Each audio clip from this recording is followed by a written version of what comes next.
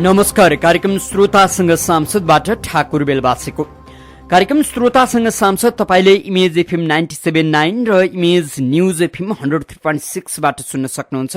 कार्यक्रममा हामीले मुलुकको पछिल्लो राजनीतिमाथि केन्द्रित रहँदै व्यवस्थापिका संसदका एकजना सांसदसँग छलफल गर्ने गर्छौं। आज हामीले धनुषा क्षेत्र नम्बर 5 बाट प्रत्यक्ष निर्वाचित भएर आएका कांग्रेस सांसद डाक्टर चन्द्रमोहन यादवसँग छलफल गर्दैछौं। डाक्टर चन्द्रमोहन यादवसँगको छलफलमा तपाई पनि सहभागी हुन चाहनुहुन्छ भने हाम्रो स्टुडियोको टेलिफोन नम्बर 40065525 मा उपत्यका भित्रका श्रोता र 40065526 मा उपत्यका बाहिरका श्रोता मित्रले फोन गर्न सक्नुहुनेछ। सहभागी श्रोता मित्रले छोटो तर्कसंगत एउटा मात्र प्रश्न बुझिने गरी राखिदिनुहोला। आजका अतिथि कांग्रेस सांसद डाक्टर चन्द्रमोहन यादव हाम्रो स्टुडियोमा हुनुहुन्छ। उहाँलाई स्वागत गरौँ। डाक्टर साहब, यहाँलाई इमेज एफएममा हार्दिक स्वागत छ। हस् त, धन्यवाद बेलबासीजी। डाक्टर साहब, आज तपाईसँग मुलुकको पछिल्लो पार्टीगत राजनीति भन्दा पनि केही तपाईको आन्तरिक राजनीति, विशेष गरी कांग्रेसको आन्तरिक राजनीति र तपाई एउटा राम्रो चिकित्सक, तपाईको राजनीतिप्रतिको आकर्षणका बारे कुरा गर्न मन लागेको छ। कांग्रेसको महाधिवेशन सम्पन्न भयो, तर फेरि पनि तपाईको क्षेत्रमा अधिवेशन हुन सकेन। केन्द्रले महाधिवेशन गरेर नेतृत्व चुनिसकेको छ। जिल्ला जिल्लाबाट, क्षेत्रबाट अधिवेशन भएर प्रतिनिधिहरू केन्द्रमा आए। सम्भवतः नेपाल भरबाट एकमात्र त्यस्तो क्षेत्र होला कांग्रेसका लागि जहाँ अधिवेशन हुन सकेन। किन? जुन ठाउँबाट तपाईँ निर्वाचित हुनुभएको छ। वास्तवमा ठाकुरजी, यो खोज गर्ने यहाँहरूको काम हो कि होइन, किन भएन त्यहाँ। तर सत्य कुरा हो होइन कि 240 क्षेत्र मध्ये 239 क्षेत्रका कांग्रेसजनहरू भनौँ महाधिवेशनमा भाग लिन पाए। तर भनौँ न 240मा क्षेत्र जो धनुषा क्षेत्र नम्बर 5लाई लिन सक्नुहुन्छ, त्यहाँबाट कांग्रेसी कार्यकर्ताहरू भनौँ एकजना मात्रै जो नेता छ, एकजना पनि केन्द्रीय सदस्य भएका, त्यो त स्वतः प्रतिनिधि हो। उहाँले मात्रै भाग लिन पाउनु, महेन्द्र यादव उहाँले मात्रै भाग लिन पाउनुभयो। अरू कार्यकर्ताहरू या नेताहरू, अरू नेताहरू भनौँ होइन, धनुषा क्षेत्र नम्बर 5बाट भाग लिन पाउनु भएन।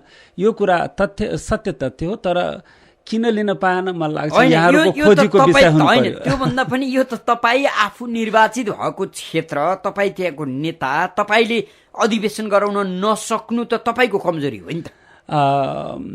यसरी बाहिर जबसम्म यसलाई विश्लेषण गरेर या खोजी गरेर जब सत्य तथ्यको तहसम्म नपुगुन्जेल बाहिर यसरी सोझै हेर्दाखेरि हो कहीँ न कहीँ मेरो कमजोरीको कुरा पनि आउँछ होला। तर म यहाँलाई पहिले भने कि होइन, यो खोजी गर्नुपर्ने कुरो हो। यो सञ्चार माध्यमले या मेरा पार्टीका नेतृत्व पङ्क्तिले कि होइन यस्तो किन भयो र मलाई सोध्नु भने यो बिल्कुल एउटा षड्यन्त्र भनौँ। र अहिले सबै थोकमा महा भन्ने एउटा चलन छ। भूकम्प आएपछि म त भन्छु देशको राजनीतिको लागि या कांग्रेसको राजनीतिको लागि यो कांग्रेस भित्र यो महाषड्यन्त्रको भनौँ न धनुषा क्षेत्र नम्बर 5 का क्षेत्र नम्बर 5 का लागि षड्यन्त्र भयो कि तपाईमाथि भयो? भित्री कुरा यही हो कि मलाई रोक्नलाई हो होइन। तर मलाई रोक्दा होइन त्यहाँका अन्य कांग्रेसी नेताहरूले पनि त भाग लिन पाउनु भएन होइन। तर म यसरी भन्छु, धनुषा क्षेत्र नम्बर 5 का जनता, धनुषा क्षेत्र नम्बर 5 का कांग्रेसीहरूलाई अपमान गरिएको छ, अपहेलना गरिएको छ। मैले केही समय अगाडि तपाईले धनुषाको यो विवादमाथि एउटा सानो पुस्तिका तयार गर्नुभएको रहेछ। त्यो मैले अध्ययन गरेको थिएँ। त्यहाँ तपाईले जे जति कुराहरू गर्नुभएको छ, एक किसिमको लोकतान्त्रिक अभ्यासका लागि तपाईले गर्न खोज्नुभएको त्यो प्रयास भनेको धनुषा क्षेत्रभित्रकै कांग्रेसी नेताहरूसँगको तपाईको टकराव देखिन्छ। तपाईका कार्यकर्ताले बुझ्ने हो भने अथवा सामान्य नागरिकले बुझ्ने हो भने पार्टीभित्रको एकले अर्कोलाई निषेध गर्ने राजनीति धनुषा 5 मा प्रत्यक्ष देखियो भनेर बुझ्ने हो। एउटा कुरा अधिवेशन हुन नदिनका लागि गरिएको प्रपञ्च, निर्वाचन अधिकृतको व्यवहार, अब त्यहाँ पहिल्यैदेखि राजनीति गर्दै गरेका महेन्द्र यादव हुन् अथवा विमलेन्द्र निधि हुन् अथवा तपाईँका पार्टीका सङ्गठन विभाग आनन्द प्रसाद ढुङ्गाना हुन्, उनीहरू सबैको नाम त्यहाँ मुछिन्छ र त्यसका केन्द्रमा तपाईँ हुनुहुन्छ। को कता थियो होइन, मेरो षड्यन्त्रमा को सामेल त्यो धनुषा क्षेत्र नम्बर 5 को विरुद्धमा जो षड्यन्त्र गरियो त्यो मैले अब नाम लिने कुरो आएन।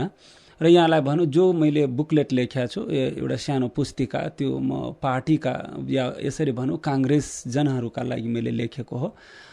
त्यो यहाँको हातमा पर्यो, त्यो कसरी पर्यो त्यो आफ्नो ठाउँमा छ, किन अब विभिन्न साथीहरूको हातमा गएकै हो त्यो। र त्यो खास गरेर काङ्ग्रेसी जनहरूको लागि त्यो मैले लेखेको। काङ्ग्रेसको राजनीति शुद्ध छैन हो, अत्यन्त अपवित्र छ भन्ने हो, त्यो अनुभव गर्नुभयो कि गर्नु? म अब यसरी भनौँ होइन, जो देशमा या राष्ट्रमा जो विद्यमान विभिन्न पार्टीहरू छ त्यसमा कमी कमजोरी छँदैछ र म प्रति जो या यसरी भनौँ धनुषा क्षेत्र नम्बर 5 का जनताहरूप्रति या काङ्ग्रेसी जनहरूप्रति जो यसपालि जो षड्यन्त्र भएको छ, मलाई लाग्छ त्यसमा धेरै कमी कमजोरी छ पार्टीमा, त्यो मैले भन्नै पर्छ। पार्टी केन्द्रीय नेतृत्वले चासो देखायो कि देखाएन? अहिलेसम्म देखाएको छैन भनेर मैले भन्नै पर्छ। डाक्टर, तपाईँ काङ्ग्रेसका पूर्व महामन्त्री, मुलुकका प्रथम राष्ट्रपतिको सुपुत्र भएकै कारण राजनीति गर्नका लागि बढी लोभिनु भएको, छिटै सांसद हुनुभएको हो? त्यो मलाई लाग्छ जो हाम्रो हिन्दू संस्कारमा या दुनियाँभरिमै छ होइन, बाउले गल्ती गरेको कुरा पनि छोरोले बेहोर्नुपर्छ, त्यसको सजाय पाउनु पर्दो रहेछ कुनै न कुनै रूपमा। र बाउले राम्रो काम गर्यो भने त्यसको मलाई लाग्छ फल पनि कहीँ न कहीँ अप्रत्यक्ष अप्रत्यक्ष रूपमा भोगिरहेका हुन्छन्। त्यसमा म जान चाहन्न होइन, उहाँको प्रभावले कहीँ न कहीँ मलाई सहयोग भइरहेको हुन्छ राजनीतिमा, त धेरै ठाउँमा असहयोग पनि भइरहेको हुन्छ, त्यतातिर म नजाउँ। म राजनीतिमा आएँ, म बिल्कुल आफ्नो पिताजीको सल्लाहमा अब मेरो विरासत धान्दिनुपर्छ, चिकित्सा पेसा छोडिदिए भनेर आएको हो कि? बुवा पटक्कै चाहनुहुन्न थियो म राजनीतिमा आउँ भनेर, यो यहाँलाई जानकारी होस् होइन? नै पटक्क म पहिले पनि भनिसकेको छु र अब मलाई जनताले जिताइ पनि सके। 2टा चुनाव लडेँ मैले होइन, एउटा उपनिर्वाचन जसमा म हारेको थिएँ र धेरै मतले हारेको थिएँ होइन, त्यसपछि म भने लागिरहेँ, अनि अर्को चुनावमा फेरि धेरै मतले जिताउनु भयो मलाई धनुषा क्षेत्र नम्बर 5 का जनताहरूले। त्यसैले अब त्यो कुरा गौन भइसकेको जस्तो मलाई लाग्छ होइन। अब म आएँ राजनीतिमा, त्यो मेरो व्यक्तिगत निर्णय थियो, एउटा सोच, एउटा विचार, एउटा के आकर्षण देख्नुभयो, किन आउनुभयो? जो म सबैलाई राजनीति चाहिने, बडो विचित्र, तपाईँ जस्तो एउटा काबिल चिकित्सकलाई पनि राजनीति चाहिने, अर्को एउटा समाजको प्रतिष्ठित मान्छेलाई पनि राजनीति चाहिने, सबै मान्छे नेतै मात्रै हुने हो भने समाजमा अरू विज्ञहरूको आवश्यकता पर्ला कि नपर्ला? तपाईँले आकर्षण के देख्नुभयो? मलाई लाग्छ अब यो कुरा यहाँले पहिले पनि सोधिसक्नु भएको छ, तर फेरि म जवाब दिइहालौँ।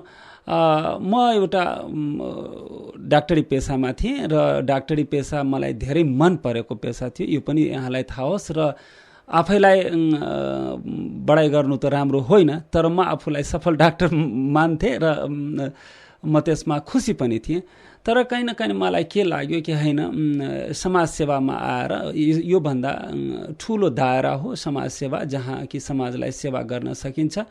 र त्यही भाव भनौँ न, म यसरी राजनीति समाजसेवा हो र? बिल्कुल हो, बिल्कुल हो। यसलाई कसैले काङ्ग्रेसियाहरूले राजनीतिलाई समाजसेवा बनाछन्, म अरूले कसरी लिइरहेछ त्यतातिर नजाउँ, तर म यसलाई पवित्र रूपमा लिएको छु होइन। यस कारणै धनुषा क्षेत्र नम्बर 5 मा तपाईँको अभिगत यस्तो भयो कि यो त अब तपाईँले नेपाली राजनीतिको अपव्याख्या गर्दै हुनुहुन्छ। तपाईँ समाजसेवा भन्दै हुनुहुन्छ, तपाईँको नेतृत्वले व्यापार बनाउन खोज्दैछ। अनि यसलाई अव्याख्या नभनौँ, मलाई लाग्छ मैले जो राजनीतिलाई बुझेको हुँ त म धेरै सही हो भनेर म मान्दछु। यो बिल्कुल पवित्र एउटा भनौँ न समाजलाई सेवा गर्ने एउटा क्षेत्र हो र त्यो पनि यो थर्ड वर्ल्डमा त खास गरेर अझै। र भन्नुहोला यसलाई अरूले कसरी लिइरहेछ त्यतातिर म नजाउँ। र यहाँले जो सोध्नुभयो अहिले जो धनुषा क्षेत्र नम्बर 5 जो महाधिवेशनमा भाग लिन सकेन, त्यसमा षड्यन्त्र हो भनेर कसरी प्रमाणित हुन्छ, म 2-4वटा बुदा भनौँ। हुन त यहाँले भन्नुभयो जो मैले लेखेको पुस्तिका पनि पढ्नुभयो र त्यसमा मैले संक्षिप्तमा लेख्न कोसिस गरेको हो। बुदागत रूपमा प्रमाण म यहाँलाई भनौँ होइन, जो सुरुमै मतलब प्रक्रिया सुरु हुनुभन्दा पहिले नै मैले एउटा हल्ला खल्ला सुनेको थिएँ कि होइन यसपालि त धनुषा क्षेत्र नम्बर 5 मा यो अधिवेशन नै हुँदैन रे। अनि म हाँसेर त्यसलाई उडाइदिएको थिएँ र यो मेरो भुल थियो भनौँ या यसरी भनौँ कि होइन पछि गएर त्यही प्रमाणित भयो। त्यो एउटा ठुलो प्रमाण हो। अर्को प्रमाण जो धनुषा जिल्लामा 7वटा क्षेत्र छ, यहाँहरूलाई थाहा होला। 7वटै क्षेत्रमा जो जिल्ला पार्टी का जो जिल्ला जो समिति छ जो तय गर्यो, यो छोटोमा भन्दाखेरि जो एउटा साझा आधार तय गर्यो त्यो क्षेत्र नम्बर 5 मै लागू गरिएन। दोस्रो कुरो अरू सबै क्षेत्रमा 6वटा क्षेत्रमा जो साझा आधार बनाइएको थियो त्यो सबै अधिवेशनका प्रक्रियाहरू बढाउनका लागि 6वटा क्षेत्रमा लागू गर्यो, तर क्षेत्र नम्बर 5 मा मात्रै लागू गरेन। अर्को कुरा यहाँलाई भनौँ, जो 2टा निर्वाचन अधिकृत केन्द्रबाट खटाइयो। सुरुमा जाँदा जो एकजना जानुभएको थियो श्री परशुराम कोइरालाज्यू, र पछि उहाँ त्यहाँबाट फर्किहाल्नुभयो हाम्रै विरोधले गर्दाखेरि। त्यसपछि जानुभयो श्री सागर बिष्टजी। म यहाँलाई भनौँ र केन्द्रका जो निर्वाचन समिति थियो, केन्द्रीय निर्वाचन समिति, म उहाँहरू सबैलाई हेरेँ, सबैका व्यवहार हेरेँ। र परशुराम कोइरालाजीले जो गर्नुभयो होइन, जो मतदान अधिकृतहरू पठाउने रे भाग बन्डाको आधारमा 2टा पक्षको 50-50, कहिले भने 50-50 पठाउने, कहिले भने होइन अलिक यति 19वटा बुथ हुन्थ्यो हाम्रो क्षेत्रमा, कहिले भने 8वटा एक पक्षको, 8वटा अर्को पक्षको, फेरि 3वटा जिल्ला समितिबाट।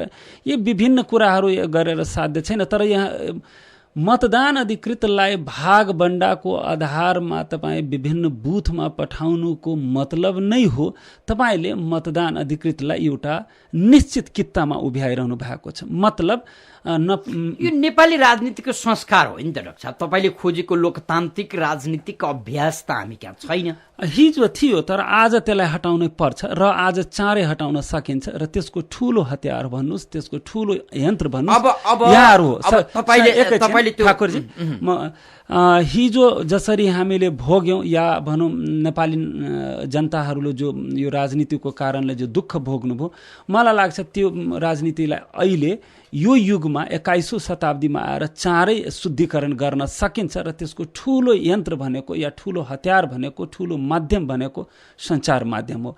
जसरी यहाँहरूले अहिले जो मलाई बोलाएर यो सोधिरहनु भएको छ, मलाई लाग्छ यसबाट देशका सबै जनता त नभए पनि, सबै नागरिक नभए पनि धेरै नागरिक, धेरै त्यसमा पनि जो चेतनशील सचेत नागरिकहरू सुसूचित भएर जानुहुन्छ कि होइन वास्तवमा कस्तो।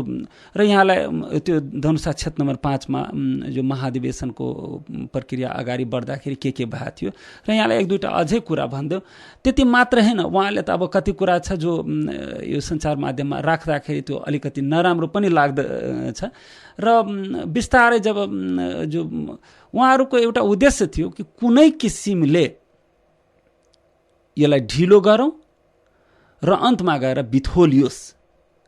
र यहाँहरूलाई फेरि भनौँ, र 2टा पक्ष स्वाभाविक हो, जहाँ निर्वाचनको कुरा आउँछ या यो कुरा 2टा पक्ष भइ नै हाल्छ।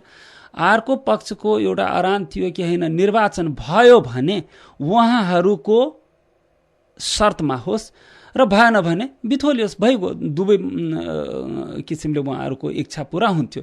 र भन्नु होला होइन तपाईँको के शर्त थियो, मेरो शर्त थियो जो एउटा निर्वाचन पुस्तिका केन्द्रले निकाले रहेछ, स्वाभाविक छ होइन, त्यो पक्कै पनि कानुनविद्धहरूसँग सरसल्लाहमा लेखिया होला या पार्टीभित्रै पनि कानुनविद्धहरू हुनुहुन्छ, उहाँहरूको सरसल्लाहमा या उहाँहरूकै सक्रियतामा त्यो लेखिएको होला।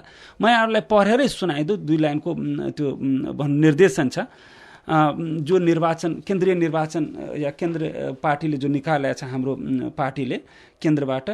त्यसमा निर्देशन नै छ, कुनै मतदाताले स्वयं मतदान गर्न असमर्थ भएको कारण देखाई निर्वाचन अधिकृतलाई वा मतदान अधिकृतलाई आफ्नो तर्फबाट आफूले भने बमोजिमको उम्मेदवारको नामको अगाडि कोष्ठमा मत सङ्केत गर्न सहयोग मागेमा सम्बन्धित अधिकृतले मतदाताले भने अनुसार चिन्ह लगाइदिनु पर्दछ। यति प्रश्न लेखेको छ जो 5-6 क्लासका बच्चाले पनि पढ्यो भने मलाई लाग्छ अर्थ्याउने त्यसमा धेरै गाह्रो कुरा हुँदैन। यो मैले भन्थे होइन, निर्वाचन हुन्छ भने, अधिवेशन हुन्छ भने यो निर्देशनलाई हामीले पालन गरेर होस्। उहाँहरूको भनाइ थियो होइन, जो इच्छाइएको व्यक्ति जानुपर्छ अरे मतदातालाई सहयोग गर्न। इच्छाइएको व्यक्तिको मतलब छ त यहाँहरूलाई थाहा होस्, देशका विभिन्न भागमा, मधेसमै मात्र होइन, अहिले जुन जनताको लागि, जुन नागरिकको लागि, जुन समाजको लागि हामी लोकतन्त्रका दुहाई दिइरहेछौँ या लोकतन्त्र रटान गरिरहेछौँ, उहाँहरूमा धेरै हदसम्म शिक्षाको अभाव छ।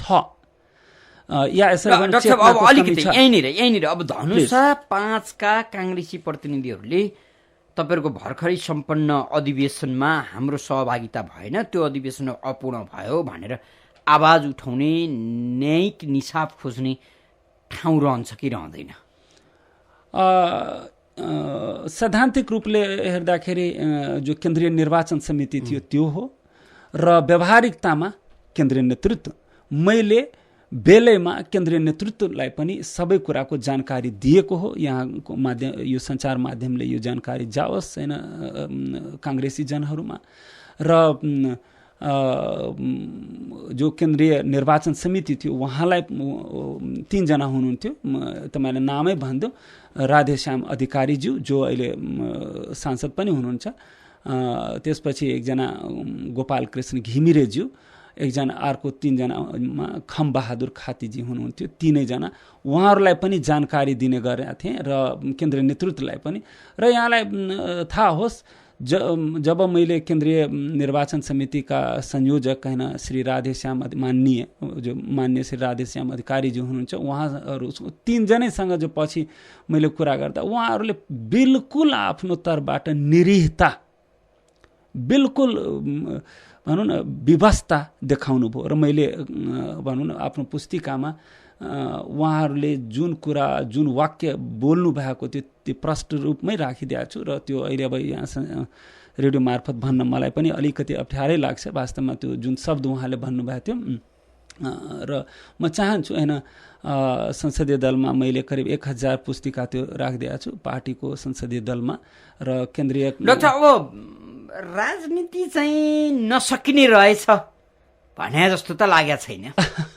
यसरीले यसलाई के होइन, हाम्रो जस्तो देशमा जहाँ शिक्षाको धेरै अभाव छ होइन, राजनीतिका प्रति चेतना, र अहिलेसम्म जो राजनीति जो बिग्रेको छ यसमा मेरो पुस्ता जाला, अर्को पनि जाला, त्यो सम्भावना छ होइन।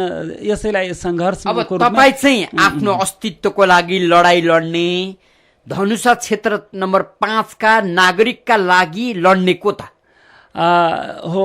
यहाँले धेरै राम्रो प्रश्न सोध्नु। वास्तवमा हो, यति व्यस्त भइन्छ त्यो पार्टीकै द्वन्द्व र अन्तर्द्वन्द्वको ले गर्दाखेरि, र त्यो नेपाली काङ्ग्रेस भित्रै हो भनेर मलाई लाग्दैन। अरू पार्टीभित्र पनि त्यस्तै छ, र देशले जो भोगिरहेछ त्यसबाट यहाँहरूले पनि त्यो कुरा भनौँ निष्कर्ष निकाल्न सक्नुहुन्छ।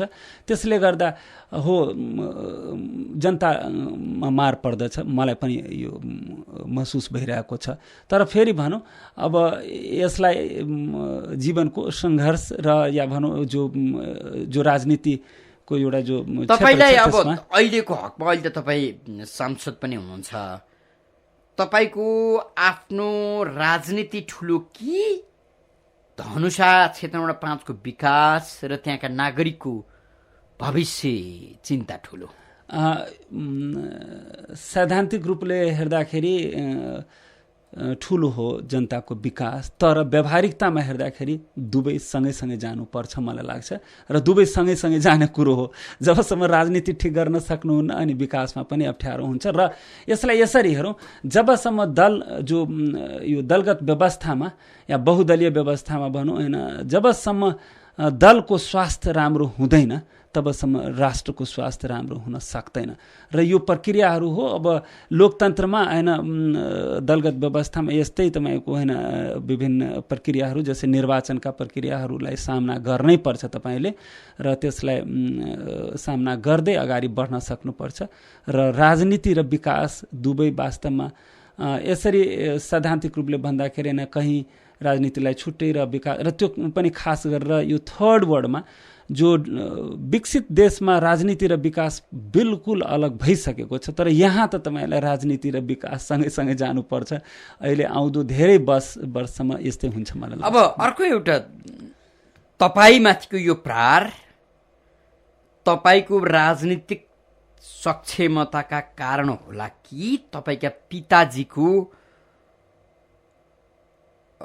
राजनीतिक सफलता अथवा पिताजी प्रतिको आग्रह पूर्वाग्रह कारण तपाईमाथि प्रहार गरिया होला? यो खोजी गर्ने र यसको विश्लेषण गर्ने मलाई लाग्छ यहाँहरूको काम हो। मलाई पनि विभिन्न बेलामा भनौँ न हैन विभिन्न किसिमका प्रश्नहरू मेरो मनमा आइरहेको हुन्छ र यस्ता जो कुराहरू राख्नु भएको छ कहीँ न कहीँ मलाई लागिरहेको हुन्छ हैन यो कुराहरू कहीँ न कहीँ यसको पनि राष्ट्रपतिले तपाईलाई अब जति बेला उहाँ बहाल हुनुहुन्थ्यो त्यो बेला दबाब दिएर तपाईलाई क्षेत्र नम्बर 5 दिलाइदिनु भयो, यसकारण तपाईका प्रतिद्वन्दीहरूलाई अझ सजिलो भयो भन्ने पनि गर्दा रहेछन् कतिपयले चाहिँ। मैले यहाँलाई पहिले पनि भनिदिएँ यसलाई हैन कि मेरा बुवा हैन जो उहाँ म राजनीतिमा आउँ भनेर चाहनुहुन्न थियो।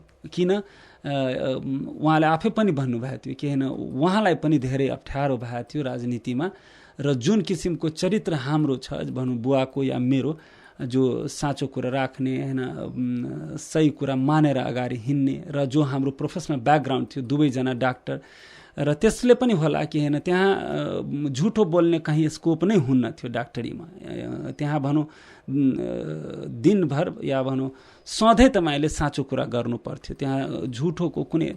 जबकि अहिलेको जो विद्यमान राजनीति छ नेपालमा अहिले साँचो बोल्नु हुँदैन राजनीतिमा चाहिँ, त्यहाँ झुटो बोल्ने स्कोप थिएन, यहाँ साँचो बोल्ने स्कोप धेरै कम छ। धेरै साँचो बोलेर राजनीति गर्नै सकिँदैन त्यो कुरालाई म मान्दिनँ हैन। म सम्पूर्ण मेरा श्रोतावर्गज्यूहरूलाई पनि अनुरोध गर्न चाहन्छु जहाँ हुनुहुन्छ उहाँहरू पनि आफ्नो ठाउँबाट यो कुरालाई लिन सक्नु पर्यो कि हैन साँचो बोलेर पनि राजनीति सम्भव छ र जबसम्म त्यो कुरा हुँदैन देशले यस्तै भनौँ न दुर्गतिको सामना गर्नुपर्छ जस्तो लाग्छ। आदरणीय श्रोता, तपाईँ यति बेला इमेज एफएम 97.9 र इमेज न्युज एफएम 103.6 सुनिरहनु भएको छ। हामी कार्यक्रम श्रोतासँग सांसदमा छौँ। आज हामीले धनुषा क्षेत्र नम्बर 5 का कांग्रेस सांसद डाक्टर चन्द्रमोहन यादवसँग छलफल गरिराखेका छौँ। कांग्रेसको 13औं महाधिवेशन सम्पन्न भएको छ। महाधिवेशन सम्पन्न भएसँगै धनुषा क्षेत्र नम्बर 5 का प्रतिनिधिहरू महाधिवेशनमा सहभागी हुन पाएनन्। यसै सन्दर्भलाई लिएर डाक्टर चन्द्रमोहन यादवले आफ्नो क्षेत्रको षड्यन्त्रका बारे पुस्तिका नै सार्वजनिक गरिदिनु भयो र उहाँको लडाई लोकतान्त्रिक राजनीतिक व्यवहारका लागि हो भन्दै हुनुहुन्छ। अहिले नेपाली राजनीतिमा त्यो व्यवहार छैन, हामी सच्चा कार्यकर्ता लोकतान्त्रिक पद्धतिमा आस्थावान हुनुपर्छ भन्ने जिकिर उहाँको छ। हामी कांग्रेसको आन्तरिक राजनीति र धनुषाको विकासमाथि केन्द्रित रहँदै चन्द्रमोहन यादवसँग छलफल गरिराखेका छौँ। यो छलफलमा तपाईँ पनि सहभागी हुन चाहनुहुन्छ र मुलुकको सिङ्गो राजनीतिसँग सम्बन्धित रहँदै अथवा डाक्टर चन्द्रमोहनसँग गरिएका अहिलेसम्मका कुराकानीका आधारमा तपाईँले प्रश्न राख्न चाहनुहुन्छ भने हाम्रो स्टुडियोको टेलिफोन नम्बर 40065525 मा उपत्यकाभित्रका श्रोता र 40065526 मा उपत्यका बाहिरका श्रोता मित्रले फोन गर्न सक्नुहुन्छ। टेलिफोन सम्पर्कमा कोही श्रोता मित्र हुनुहुन्छ, उहाँलाई स्वागत गरौँ। को बोल्दै हुनुहुन्छ, कहाँबाट? नमस्कार। हजुर भन्नुहोस् त। म रोहित दङ्गाल इटरीबाट। हजुर रोहितजी भन्नुहोस्। सभासदज्यू। हजुर रोहितजी प्लिज। मैले सोध्न चाहेको के भन्दा कोशीको उच्च बाँध कोशीको ठेक्का दिइसके पछाडि त्यहाँ 5000 बिघा भन्दा बढी जुन जलाशय भएर त्यहाँको कृषकले पाउनुपर्ने मुआवजा अहिलेसम्म पाएको छैन। पञ्चेश्वरको 5000 मेगावाट बिजुली उत्पादन गर्न सकेका छैन। धौलागिरी राजमार्ग बनाउन सकेका छैन। तर नेपाल सरकारले अहिले तपाईँ द्रुत राजमार्ग हाम्रो देउपाजीहरूको पालामा हिजो जो मन्त्रीहरू कमिसन खाएर इन्डाल दिएका थिए, आज नेपाल सरकारले पाउँछु भन्दाखेरि उहाँ चाहिँ नीतिगत कुरा गरेर प्रजातन्त्र कुरा गरेर लोकतन्त्र कुरा गरेर उहाँ इन्डाल नदिएकोमा विरोध गर्दै हुन्छ। यो रुवाई के को लागि हो? कमिसनको लागि हो कि दिल्ली दरबारको चाकरीको लागि हो? हजुर जवाफ दिनु। रोहितजी हैन धेरै राम्रो प्रश्न सोध्नु रोहितजीले। हैन यहाँलाई पनि थाहा होला कि वास्तवमा हाम्रो नेपाली राजनीतिले अहिलेसम्म स्थिरता भनौँ, स्टेबिलिटी भनौँ पाइसकेको छैन। यहाँहरूलाई थाहा होला होइन, जो सबैले आशा गरेका थियो, राष्ट्रले आशा गरेका थियो होइन, जो एउटा सङ्घीय लोकतान्त्रिक गणतन्त्रात्मक समावेशी भएका जो संविधान पाइसकेपछि पक्कै पनि राजनीतिक स्थिरता आउनेछ र देशले एउटा विकासको बाटोमा द्रुत गति लिनेछ भनेर जो हामीले आशा गरेका थियौँ। अहिलेसम्म अब भनौँ न असोज 3 गते हामीले नयाँ संविधान, राष्ट्रले नयाँ संविधान पायो, तर अब अहिले अब भनौँ मोटामोटी 8-9 महिना भइगयो होइन। अहिलेसम्म हामीले संविधानको कार्यान्वयन गर्न सकेको छैन। यस्ता जो यहाँले भन्नुभयो होइन, जो त्यस्ता हजारौँ समस्या छ, वास्तवमा एउटा समस्या होइन र यो समस्याहरूको हल स्वाभाविक किसिमले समाधान त्यो बेलासम्म हुन अप्ठ्यारो हुन्छ जबसम्म राजनीतिक स्थिरता देशले पाउँदैन।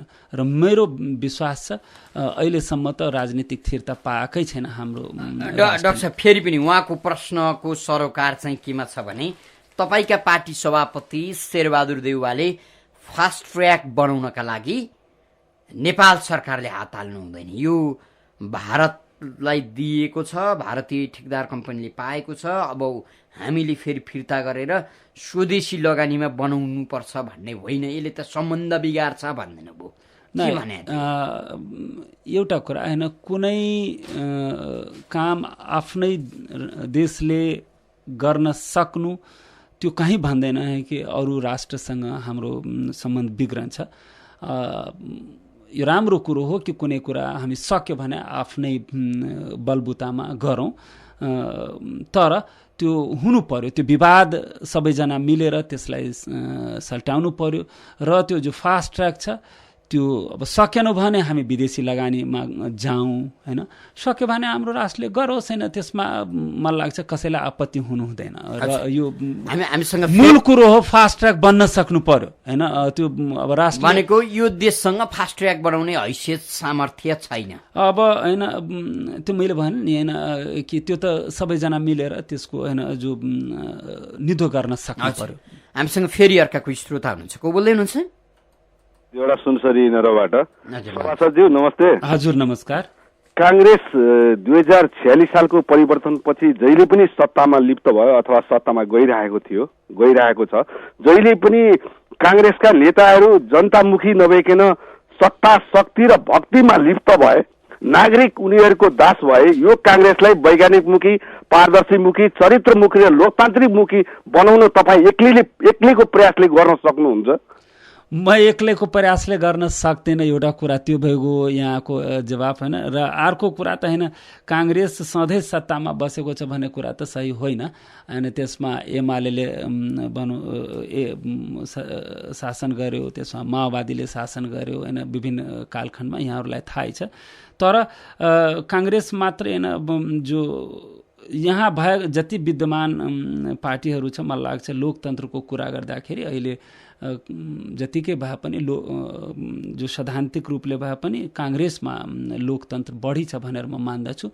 तर एट द सेम टाइम समग्रमा नेपाली राजनीतिमा धेरै सुधार चाहियो र यो अब सबैजनाले आफ्नो आफ्नो ठाउँबाट, यहाँहरूले होइन, म र सम्पूर्ण सञ्चारकर्मी सबैजना मिलेरै भनौँ न यो राजनीतिलाई शुद्धिकरण गर्न सक्नु पर्दछ भन्ने मेरो विश्वास छ। हजुर, हामीसँग फेरि अर्का कोही श्रोता हुनुहुन्छ, को बोल्दै हुनुहुन्छ?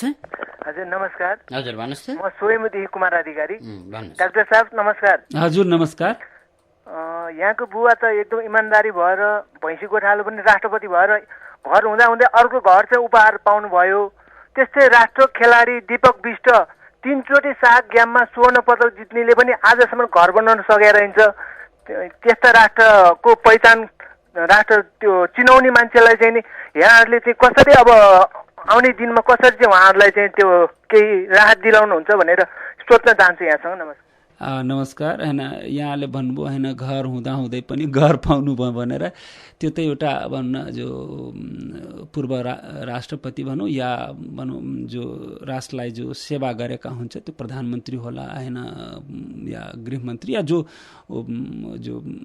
राष्ट्र सेवामा जुटेका विभिन्न व्यक्ति या प्रधान न्यायाधीश होइन जो विभिन्न होइन राष्ट्रले सम्मान गर्ने कुरो हो र त्यो एउटा अन्तर्राष्ट्रिय मापदण्ड अनुसार वास्तवमा त्यो गर्नुपर्ने कुरो हो र यहाँहरूलाई अब सोधिहाल्नु हो उहाँले र अहिलेसम्म जुन किसिमको उहाँको जो वासस्थानको जुन किसिमले जो अव्यवस्थित छ त्यो आफैमा चिन्ता गर्नुपर्ने कुरो हो।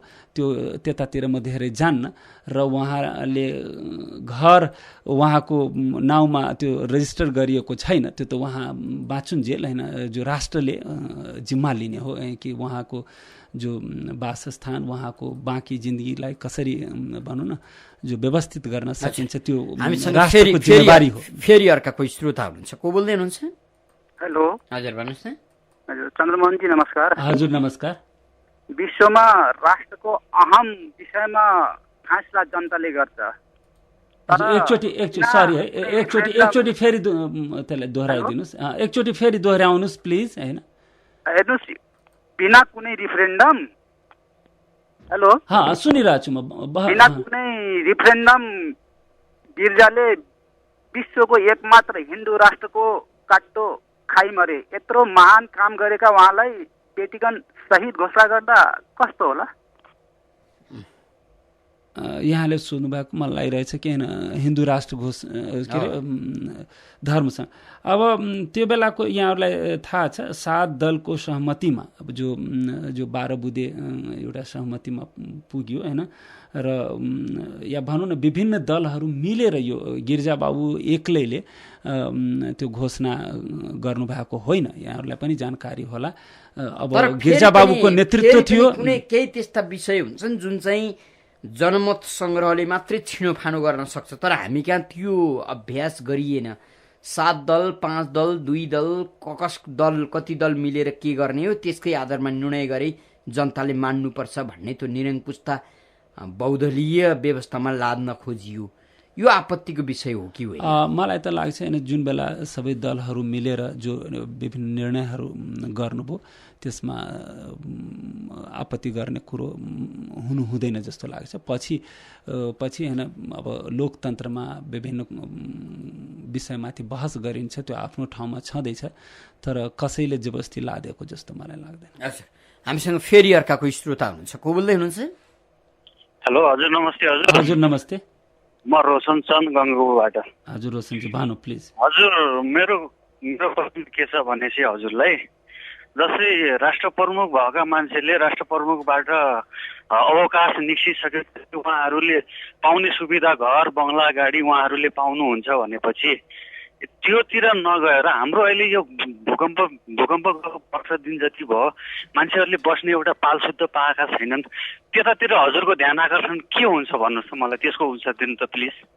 दुईटा प्रश्न सोध्नुभयो यहाँले। म एउटा प्रश्नको जवाब त म पहिले दिइसकेका छु होइन। जो राष्ट्र प्रमुख मात्रै होइन राष्ट्र सेवामा लागेका विभिन्न व्यक्तित्वहरूको जो सम्मान व्यवस्था नबुझ्ने कुरा चाहिँ जस्तो राजनीति गर्नेहरूलाई चाहिँ राज्यले क्षतिपूर्ति दिनुपर्ने सेवाका नाममा नागरिक चाहिँ मरिरहने हो र भने म उहाँको प्रश्नको जवाब दिइहालौँ होइन।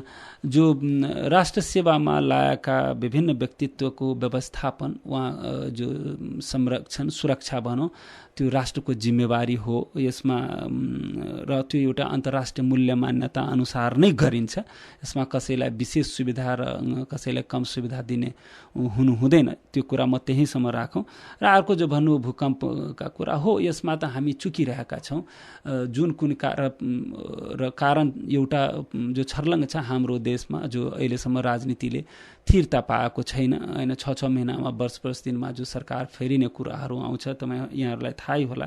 र जो भूकम्प पीडित विभिन्न व्यक्तिहरू या भनौँ जो पहाडका खास गरेर जो पहाडका बासिन्दाहरू जो कष्ट भोगिरहनु भएको छ त्यो मलाई लाग्छ सबैका लागि मेरा लागि पनि व्यक्तिगत रूपले धेरै दुःखद कुरो हो र उहाँहरूको उचित व्यवस्थापन र उहाँहरूको उचित भनौँ न जो संरक्षण गर्ने राष्ट्रको धर्म हो, मेरो पनि व्यक्तिगत एउटा धर्म हो। डाक्टर साहब, अब चाँडोभन्दा चाँडो व्यवस्थापन गरिनुपर्छ। पूर्वको तपाईँको स्वभाव अघि भन्नुभयो नि, झुट बोल्ने ठाउँ पाइँदैन, हरेक समय सत्य मात्रै बोल्नुपर्ने चिकित्सा पेसाबाट तपाईँ राजनीतिमा आउनुभयो जहाँ हरेक समय झुट बोल्नुपर्छ।